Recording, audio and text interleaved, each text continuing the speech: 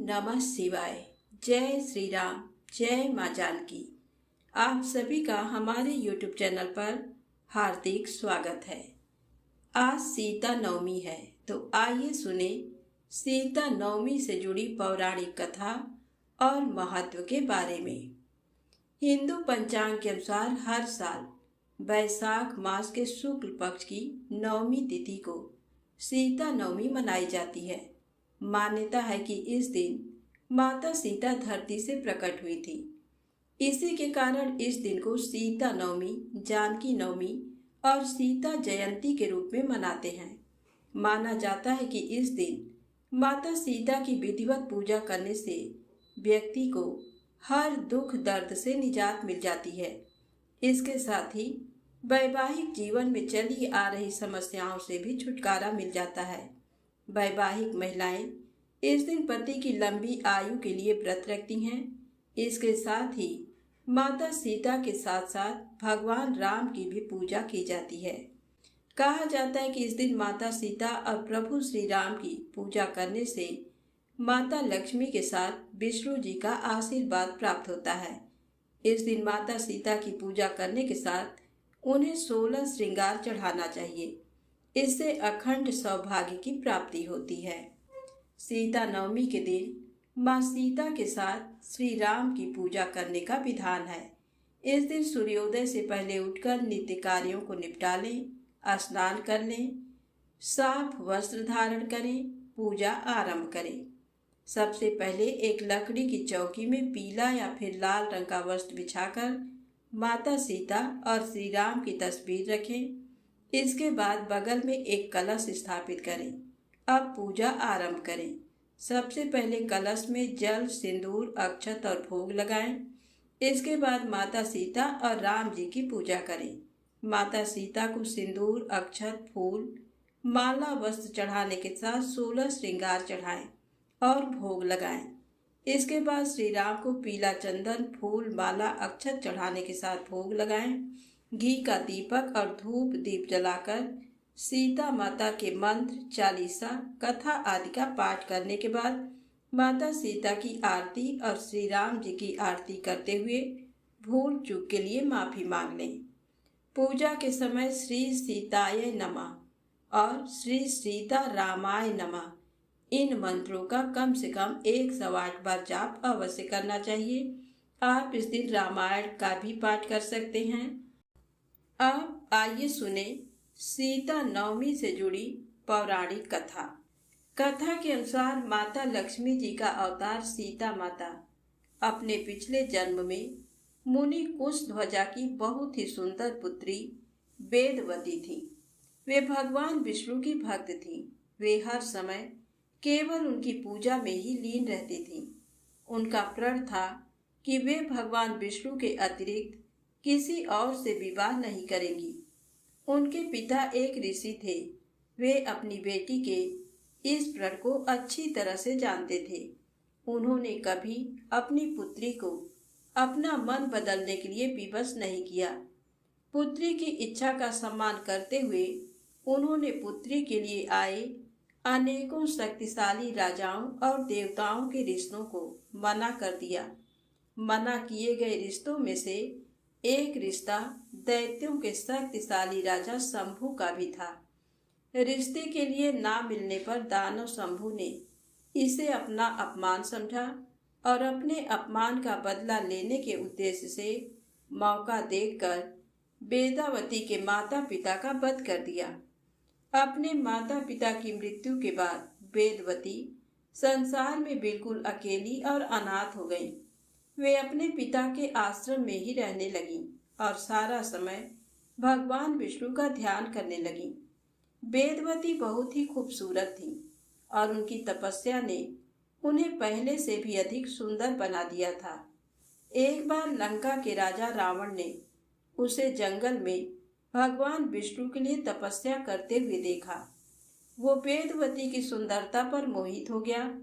उसने वेदवती के समक्ष विवाह का प्रस्ताव रखा, परंतु उसे भी ना में ही जवाब मिला। ना में जवाब मिलने पर रावण ने वेदवती की तपस्या भंग कर दी और उनके बालों को पकड़कर उन्हें घसीटने लगा। रावण के इस कुकृत्य से क्रोधित वेदावती ने अपने बाल काट दिए और कहा कि वो वहीं उसकी आंखों के सामने ही अग्नि में कूदकर अपने प्राणों का त्याग करेंगी। अग्नि में प्रवेश करते समय वेदवती ने कहा कि रावण ने इस जंगल में उन्हें अपमानित किया है, वो दोबारा से जन्म लेकर उसके विनाश का कारण बनेगी। वो वेदवती ही थी जो सीता के रूप में जन्मी और राम जी के माध्यम से रावण के विनाश का कारण बनी। जब वेदवती का जन्म सीता जी के रूप में हुआ तो वे मिथिला नरेश राजा जनक को उनके खेतों में जुताई करते समय भूमि पर लेटी हुई मिली। उनकी दैविक सुंदरता से प्रभावित होकर राजा जनक ने उन्हें अपनी पुत्री के रूप में स्वीकार कर लिया। देवी सीता को जानकी, वैदेही, मैथिली तथा अन्य नामों से भी जाना जाता है।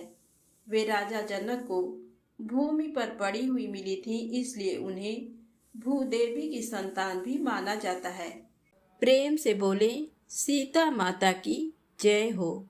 अब आइए सुने सीता नवमी से जुड़ी दूसरी पौराणिक कथा। कथा के अनुसार मारवाड़ क्षेत्र में एक वेदवादी श्रेष्ठ धर्म धुरीण ब्राह्मण निवास करते थे। उनका नाम देवदत्त था।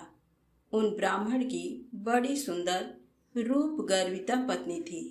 उसका नाम शोभना था। ब्राह्मण देवता जीविका के लिए अपने ग्राम से अन्य किसी ग्राम में भिक्षाटन के लिए गए हुए थे। इधर ब्राह्मणी कुसंगत में फंसकर व्यभिचार में प्रवृत्त हो गई। अब तो पूरे गांव में उसके इस निंदित कर्म की चर्चाएं होने लगी, परंतु उस दुष्टा ने गांव ही जलवा दिया। दुष्कर्मों में रत रहने वाली वह दुर्बुद्धि मरी तो उसका अगला जन्म चांडाल के घर में हुआ। पति का त्याग करने से वह चांडालनी बनी। ग्राम जलाने से उसे भीषण कुष्ठ हो गया तथा व्यभिचार कर्म के कारण वह अंधी भी हो गई। अपने कर्म का फल उसे भोगना ही था। इस प्रकार वह अपने कर्म के योग से दिनों दिन दारुण दुख प्राप्त करती हुई देश देशांतर में भटकने लगी। एक बार दैव योग से वह भटकती हुई कौशलपुरी पहुंच गई। संयोग बस उस दिन वैशाख मास शुक्ल पक्ष की नवमी तिथि थी, जो समस्त पापों का नाश करने में समर्थ है। सीता नवमी के पावन उत्सव पर भूख प्यास से व्याकुल वह दुखियारी इस प्रकार प्रार्थना करने लगी, हे सज्जनों, मुझ पर कृपा कर कुछ भोजन सामग्री प्रदान करो, मैं भूख से मर रही हूँ। ऐसा कहती हुई वह स्त्री श्री कनक भवन के सामने बने 1000 पुष्प मंडित स्तंभों से गुजरती हुई उसमें प्रविष्ट हुई। उसने पुनः पुकार लगाई, भैया कोई तो मेरी मदद करो, कुछ भोजन दे दो। इतने में एक भक्त ने उससे कहा, देवी आज तो सीता नवमी है, भोजन में अन्न देने वाले को पाप लगता है, इसीलिए आज तो अन्न नहीं मिलेगा, कल पारड़ा करने के समय आना, ठाकुर जी का प्रसाद भर पेट मिलेगा। किंतु वह नहीं मानी। अधिक कहने पर भक्त ने उसे तुलसी एवं जल प्रदान किया। वह पापिनी भूख से मर गई, किंतु इसी बहाने अनजाने में उससे सीता नवमी का व्रत पूरा हो गया। अब तो परम कृपालिनी ने उसे समस्त पापों से मुक्त कर दिया। इस व्रत के प्रभाव से वह पापिनी निर्मल होकर स्वर्ग में आनंद पूर्वक अनंत वर्षों तक रही। तत्पश्चात वह काम रूप देश के महाराज जय सिंह की महारानी काम कला के नाम से विख्यात हुई। जाति स्मरा उस महान साध्वी ने अपने राज्य में अनेक देवालय बनवाए, जिनमें जानकी रघुनाथ की प्रतिष्ठा करवाई। इस दिन जानकी स्तोत्र, रामचंद्राष्टकम, रामचरितमानस आदि का पाठ करने से मनुष्य के सभी कष्ट दूर हो जाते हैं। अतः सीता नवमी पर जो श्रद्धालु माता जानकी का पूजन अर्चन करते हैं, उन्हें सभी प्रकार के सुख सौभाग्य प्राप्त होते हैं। तो प्रेम से बोले सीता माता की जय हो। आप आइए सुने धन समृद्धि प्रदान करने वाली, खाली घर भंडार भरने वाली सीता माता की पावन कथा। ये कहानी सीता माता कहती थी और श्री राम इसे सुना करते थे। एक दिन श्री राम भगवान को किसी काम के लिए बाहर जाना पड़ गया तो सीता माता कहने लगी कि भगवान, मेरा तो 12 वर्ष का नित्य नियम है। अब आप बाहर जाएंगे तो मैं अपनी कहानी किसे सुनाऊंगी। श्री राम ने कहा कि तुम कुएं की पाल पर जाकर बैठ जाना और वहां जो औरतें पानी भरने आएंगी उन्हें अपनी कहानी सुना देना। सीता माता कुएं की पाल पर जाकर बैठ जाती हैं। एक स्त्री आई, उसने रेशम की जरी की साड़ी पहन रखी थी और सोने का घड़ा ले रखा था। सीता माता उसे देख कहती हैं कि बहन, मेरा 12 वर्ष का नितनेम सुन लो। पर वह स्त्री बोली कि मैं तुम्हारा नितनेम सुनूंगी तो मुझे घर जाने में देर हो जाएगी और मेरी सास मुझसे लड़ेगी। उसने कहानी नहीं सुनी और चली गई। उसकी रेशम जरी की साड़ी फट गई, सोने का घड़ा मिट्टी के घड़े में बदल गया। सास ने देखा तो पूछा कि ये किसका दोष अपने सिर लेकर आ गई है। बहू ने कहा कि कुएं पर एक औरत बैठी थी, उसने कहानी सुनने के लिए कहा, लेकिन मैंने सुनी नहीं, जिसका ये फल मिला। बहू की बात सुनकर अगले दिन वही साड़ी और घड़ा लेकर सास कुएं की पाल पर गई। सास को वहीं माता सीता बैठी मिली तो माता सीता ने कहा कि बहन, मेरी कहानी सुन लीजिए। सास बोली कि एक बार छोड़, मैं तो 4 बार कहानी सुन लूंगी। सीता माता ने कहानी कहना शुरू किया। राम आए, लक्ष्मण आए, देश के पुजारी आए, नित नेम का नेम लाए। आओ राम, बैठो राम, तपी रसोई जीमो राम, माखन मिश्री खाओ राम, दूध बतासा पियो राम, सूत के पल का मोठो राम, साल दुसाला पोठो राम, साल दुसाला ओढ़ो राम, जब बोलूं जब राम ही राम, राम संवारे सबके काम, खाली घर भंडार भरेंगे, सबका बेड़ा पार करेंगे, श्री राम जय जय राम। सास बोली कि बहन, कहानी तो बहुत अच्छी लगी। कहानी सुनकर सास घर चली गई और उसकी साड़ी फिर से रेशम जरी की बन गई। मिट्टी का घड़ा फिर सोने के घड़े में बदल गया। बहू कहने लगी, सासू माँ, आपने ये सब कैसे किया। सास ने कहा कि बहू, तू दोष लगा के आई थी और मैं अब दोष उतार कर आ रही हूँ। बहू ने फिर पूछा कि वह कुएं वाली स्त्री कौन है। सास बोली कि वे सीता माता थी। वे पुराने से नया कर देती हैं, खाली घर में भंडार भर देती हैं। वह लक्ष्मी जी का वास घर में कर देती हैं। आदमी की जो भी इच्छा हो उसे पूरा कर देती हैं। बहू बोली कि ऐसी कहानी मुझे भी सुना दो। सास बोली कि ठीक है, तुम भी सुनो। और सास ने कहानी शुरू की। राम आए, लक्ष्मण आए, देश के पुजारी आए, नित नेम का नेम लाए। आओ राम, बैठो राम, तपी रसोई जीमो राम, माखन मिश्री खाओ राम, दूध बतासा पियो राम, सूत के पल का मोठो राम, साल दुसाला पोठो राम, साल दुसाला ओढ़ो राम, जब बोलूं जब राम ही राम, राम संवारे सबके काम, खाली घर भंडार भरेंगे, सबका बेड़ा पार करेंगे, श्री राम जय जय राम। कहानी सुनकर बहू बोली कि कहानी तो बहुत अच्छी है। सास ने कहा कि ठीक है, इस कहानी को रोज कहा करेंगे। अब सास बहू रोज सवेरे उठती, नहाती धोती और पूजा करने के बाद नित नेम की सीता माँ की कहानी कहती। एक दिन उनके यहाँ एक पड़ोस की औरत आई और बोली कि बहन, जरा सी आँच देना। तो वह बोली कि आँच तो अभी हमने जलाई ही नहीं। पड़ोसन ने कहा कि तुम सुबह 4 बजे से उठकर क्या कर रही हो। फिर उन्होंने कहा कि सुबह उठकर हम पूजा करते हैं, फिर सीता माता की नितनेम की कहानी कहते हैं। पड़ोसन ने उनकी बात सुनकर फिर कहा कि सीता माता की कहानी कहने से तुम्हें क्या मिला। वे बोली कि इनकी कहानी कहने से घर में भंडार भर जाते हैं, सारे काम सिद्ध होते हैं, मन की इच्छाएं भी पूरी होती हैं। पड़ोसन कहती है कि बहन, ऐसी कहानी तो मुझे भी सुना दो। फिर वह बोली कि ठीक है, तुम भी ये कहानी सुन लो। राम आए लक्ष्मण आए, देश के पुजारी आए, नित नेम का नेम लाए, आओ राम बैठो राम, तपी रसोई जीमो राम, माखन मिश्री खाओ राम, दूध बतासा पियो राम, सूत के पलका मोठो राम, साल दुसाला पोठो राम, साल दुसाला ओढ़ो राम, जब बोलूं जब राम ही राम, राम समारे सबके काम, खाली घर भंडार भरेंगे, सबका बेड़ा पार करेंगे, श्री राम जय जय राम। कहानी सुनने के बाद पड़ोसन कहने लगी, बहन कहानी तो मुझे बहुत अच्छी लगी। अब वह पड़ोसन भी नितनेम सीता माता की कहानी कहने लगी। कहानी कहने से सीता माता ने पड़ोसन के भी भंडार भर दिए। अब तो पूरे मोहल्ले में नितनेम की कथा चल पड़ी। हर किसी की मनोकामना पूरी होने लगी। हे सीता माता, जैसे आपने उनके भंडार भरे, वैसे ही कहानी कहने वाले की, कहानी सुनने वाले की और हुंकारा भरने वाले की भंडारे भरना, मनोकामनाएं पूर्ण करना। प्रेम से बोले सीता माता की जय हो। आइए सुने सीता माता की अगली पौराणिक कथा।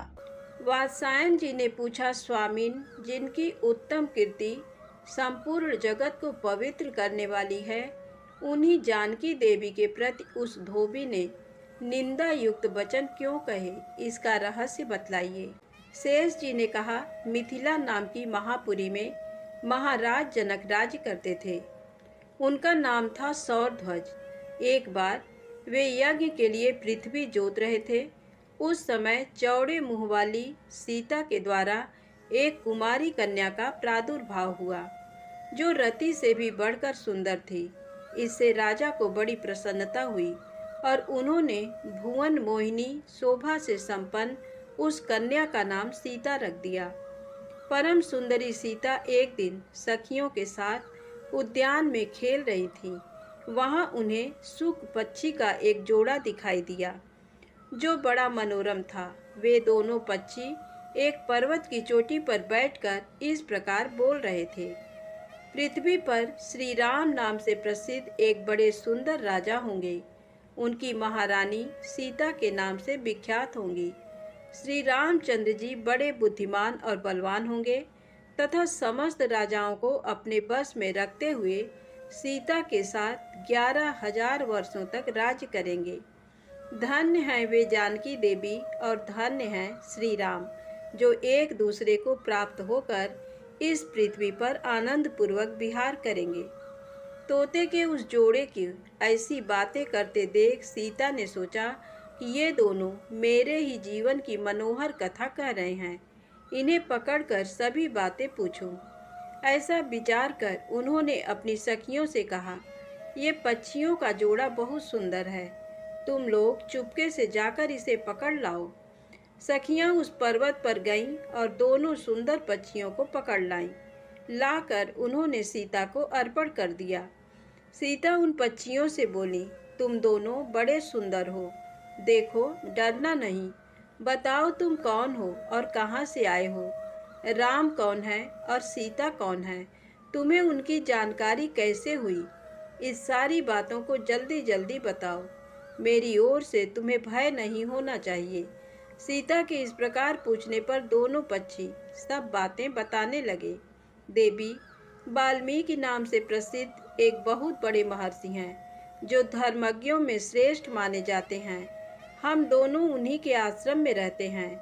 महर्षि ने रामायण नाम का एक ग्रंथ बनाया है, जो सदा ही मन को प्रिय जान पड़ता है।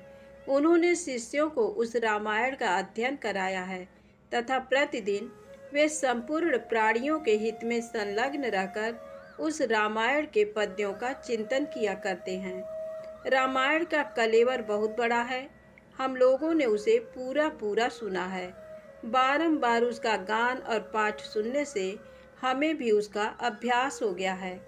राम और जानकी कौन है, इस बात को हम बताते हैं तथा इसकी भी सूचना देते हैं कि श्री राम के साथ क्रीड़ा करने वाली जानकी के विषय में क्या क्या बातें होने वाली हैं। तुम ध्यान देकर सुनो।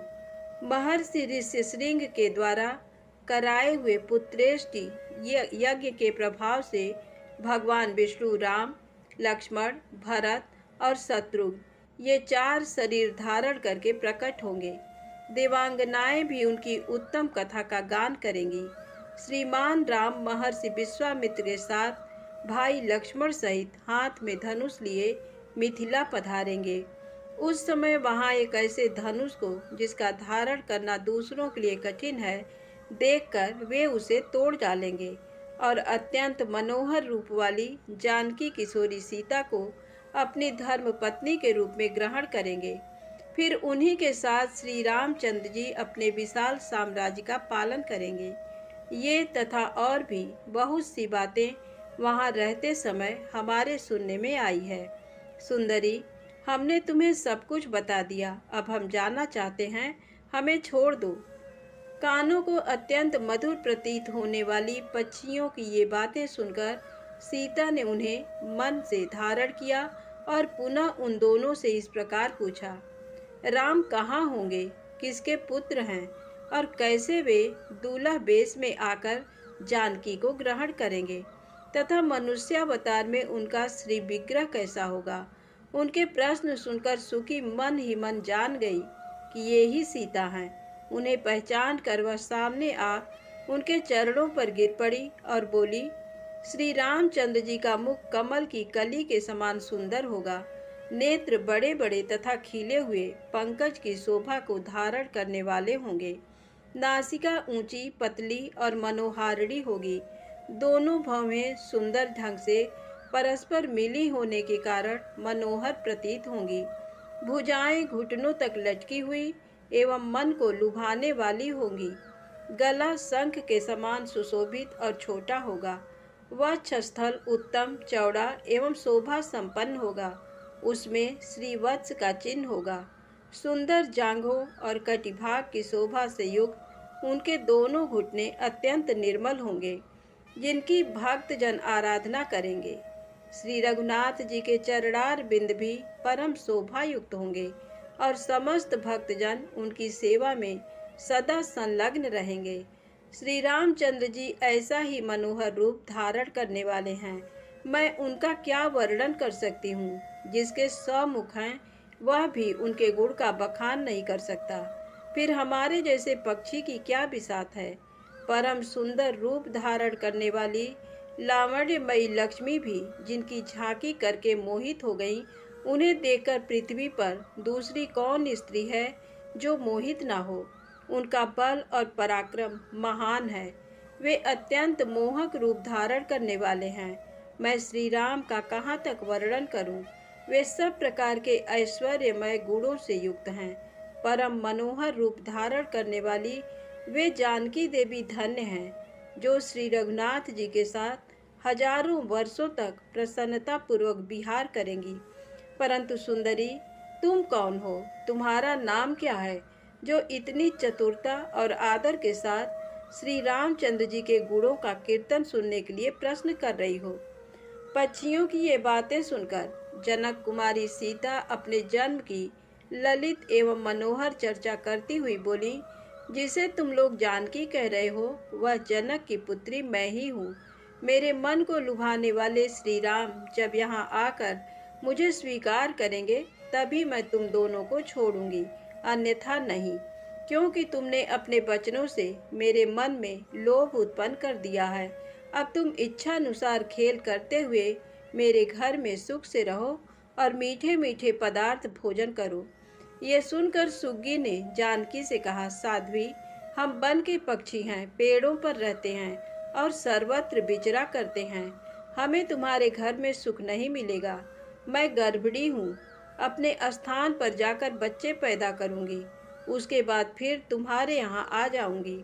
उसके ऐसा कहने पर भी सीता ने उसे न छोड़ा। तब उसके पति ने विनीत वाणी में उत्कंठित होकर कहा, सीता, मेरी सुंदरी भार्या को छोड़ दो, इसे क्यों रख रही हो। शोभने, ये गर्भिणी है, सदा मेरे मन में बसी रहती है। जब ये बच्चों को जन्म दे लेगी तब इसे लेकर फिर तुम्हारे पास आ जाऊंगा। तोते के ऐसा कहने पर जानकी ने कहा, महामते, तुम आराम से जा सकते हो, मगर तुम्हारी ये भार्या मेरा प्रिय करने वाली है। मैं इसे अपने पास बड़े सुख से रखूंगी। ये सुनकर पक्षी दुखित हो गया। उसने करुणा युक्त वाणी में कहा, योगी लोग जो बात कहते हैं वह सत्य ही है। किसी से कुछ ना कहें, मौन होकर रहें, नहीं तो उन्मत्त प्राणी अपने वचन रूपी दोष के कारण ही बंधन में पड़ता है। यदि हम इस पर्वत के ऊपर बैठकर वार्तालाप न करते होते तो हमारे लिए ये बंधन कैसे प्राप्त होता। इसलिए मौन ही रहना चाहिए। इतना कहकर पक्षी पुनः बोला, सुंदरी, मैं अपनी इस भार्या के बिना जीवित नहीं रह सकता, इसलिए इसे छोड़ दो। सीता, तुम बड़ी अच्छी हो, मेरी प्रार्थना मान लो।